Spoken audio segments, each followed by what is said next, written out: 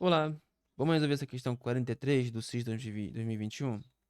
Bom, antes de mais nada, se você quer evoluir na física, melhorar suas notas ou ir bem no vestibular na parte de matemática ou física, me manda mensagem pelo WhatsApp que a gente pode agendar nossa aula particular. E caso você queira tirar suas dúvidas nessas duas disciplinas, você pode entrar no meu grupo de estudos que eu estou criando, tá? Só me mandar uma mensagem que eu te adiciono lá. E aí lá você pode mandar suas dúvidas quando sempre que quiser, tá bom? Vamos lá. Questão 43. Os planos alfa e beta são paralelos e estão distantes 10 centímetros entre si. Os pontos A e B pertencem ao plano alfa e estão distantes 10 centímetros entre si. Os pontos C e D pertencem ao plano beta e estão distantes 10 centímetros entre si. Se a distância entre o ponto A e o ponto C é igual a 10 centímetros, a máxima distância possível entre B e D é... Então vamos lá. Essa é uma questão de visualização, tá? A gente tem que tentar imaginar o que está acontecendo aqui e eu vou tentar desenhar para ficar mais claro. Os planos alfa e beta são paralelos e estão distantes em 10 centímetros entre si. Vamos por partes. Planos paralelos. O que significa planos paralelos? Significa um plano que tenha que é como se um plano é como se fossem dois planos com a mesma inclinação. É como se você tivesse dois sanduíches, tá?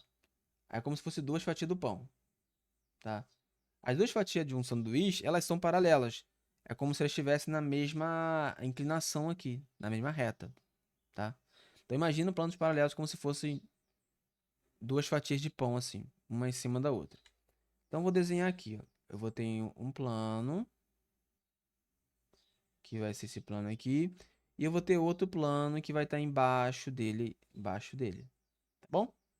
Então dois planos paralelos. Esse aqui é o plano alfa e esse aqui é o plano beta, tá? São paralelos e estão distantes 10 centímetros entre si. Então, tem uma certa distância de 10 centímetros entre eles.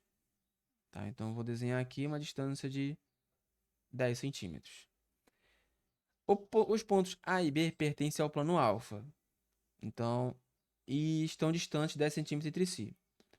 Então, eu tenho o ponto A e o ponto B. E o ponto B que pertence a esse plano aqui. Eu vou apagar essa reta em vermelho. Estão distantes 10, então, o ponto A e o ponto B estão distantes 10 centímetros entre si. Então, tem uma distância de 10 centímetros entre eles.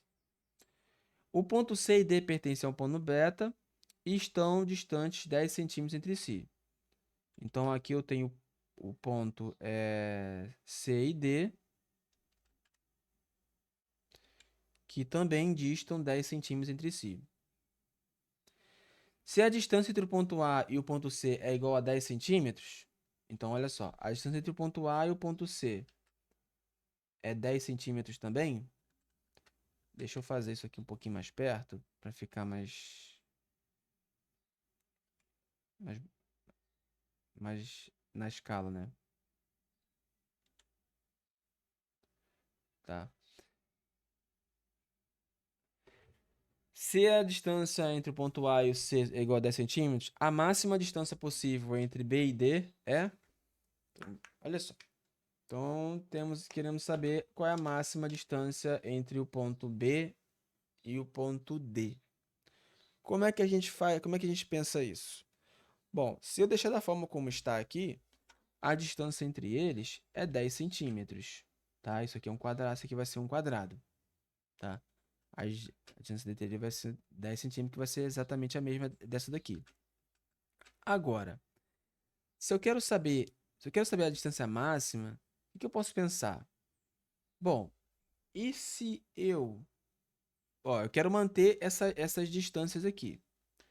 E se eu pegasse esse plano alfa e girasse ele, rotacionasse ele, tá? O que aconteceria com a distância entre ponto B e D? Elas. Opa. Ó, então eu vou copiar aqui. Ó, então. Aqui. Tá, eu vou trocar essa letrinha aqui por essa. Pronto, suponha que eu rotacionei o meu plano, tá? Rotacionei meu plano. Olha que interessante. Olha as distâncias agora entre o ponto B e o ponto D. Aumentaram. Então, quando eu girar 90 graus, vai ser a máxima distância entre o ponto B e D. Nisso, eu quero encontrar, então, essa distância. Para isso, basta você visualizar que isso aqui forma um triângulo retângulo. Esse triângulo retângulo, ó, aqui, ó, ele é mais ou menos assim, tá? O ângulo dele aqui é 90 graus, esse lado mede x. Essa altura aqui vai ser simplesmente a distância entre os planos, que vai ser esse 10 aqui, ó. Vai ser 10. A distância daqui de baixo, desse comprimento aqui embaixo, vai ser 10 mais esse 10 daqui. Então, vai ser 20. A partir de agora, a gente usa o teorema de Pitágoras para poder encontrar esse valor de x. Então, o teorema de Pitágoras, ele me afirma o seguinte, que se eu tenho um triângulo retângulo, esse Azinho é a minha hipotenusa, que é o lado maior desse triângulo retângulo, e os outros são o cateto. A hipotenusa ao quadrado é igual à soma dos catetos ao quadrado. Ok? Então, isso aqui é importante, tá? Você saber. Teorema de Pitágoras. Vamos aplicar isso aqui. Então, a nossa hipotenusa, que é o lado maior ao quadrado, é igual à soma dos outros lados ao quadrado. Soma dos catetos ao quadrado, tá? E aí? Temos aqui que x ao quadrado é igual a 10 ao quadrado, que é igual a 100. 20 ao quadrado é igual a 400. 100 mais 400 dá igual a 500, tá? Pego esse 2, jogo para lá como raiz, fica que x é igual a raiz de 500, certo? Pronto. Encontramos o valor de x. Só que 500 não tem raiz exata. E se você olhar as alternativas, não tem 500 aqui. Ou na verdade tem. Mas vamos lá. Vamos tentar então simplificar essa raiz. Para simplificar essa raiz, vamos fatorar. Vamos fatorar ela. Ó, que número primo eu consigo dividir o 500? Lembrando que números primos são os números que só podem dividido por 1 e por eles mesmos. 2, 3, 5, 7, por aí vai. Ó, eu consigo dividir por 2. Vai dar 250. Eu consigo dividir por 5. Vai dar igual a 50. Eu consigo dividir por 5 de novo. Vai dar igual a 10. Consigo dividir por 2. Vai dar igual a 5. Consigo dividir por 5. Vai dar igual a 1. Opa, acabou. Agora, eu vou pensar o seguinte. Essa minha raiz, o índice dela quando não aparece nada aqui em cima, ela é o 2. Por isso que é chamada de raiz quadrada, por causa desse 2 aqui. Eu vou separar aqui em grupinhos de 2. Ó, 2. Então, aqui tem um grupinho de 2. Aqui tem um grupinho de 2. Esse aqui ficou sem grupinho. Se eu multiplicar todo mundo aqui, 5 vezes 2 vezes 5 vezes 5 vezes 2, eu chego no 500. Isso dá 500, tá? Então, o que eu posso fazer?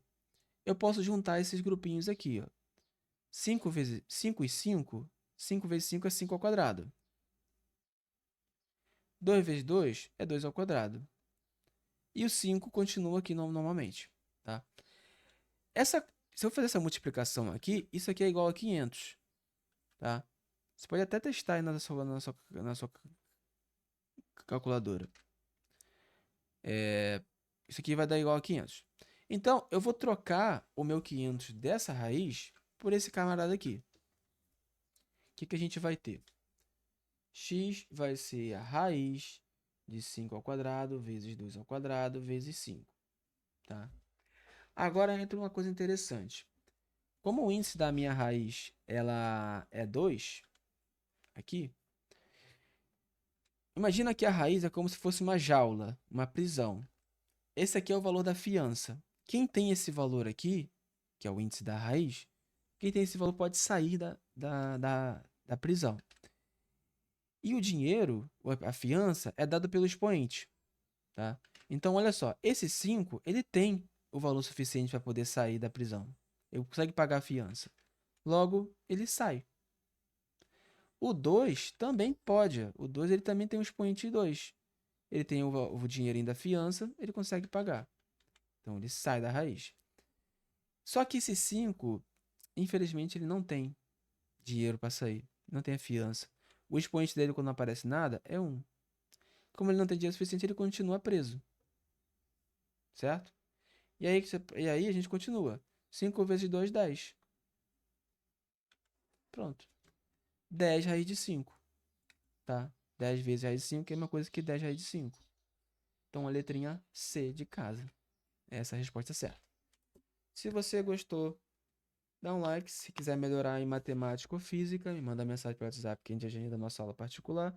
E se quiser entrar no meu grupo de estudos, tá? Onde você pode enviar suas dúvidas, me manda mensagem que eu te adiciono lá. É isso. Tchau, tchau. E até a próxima.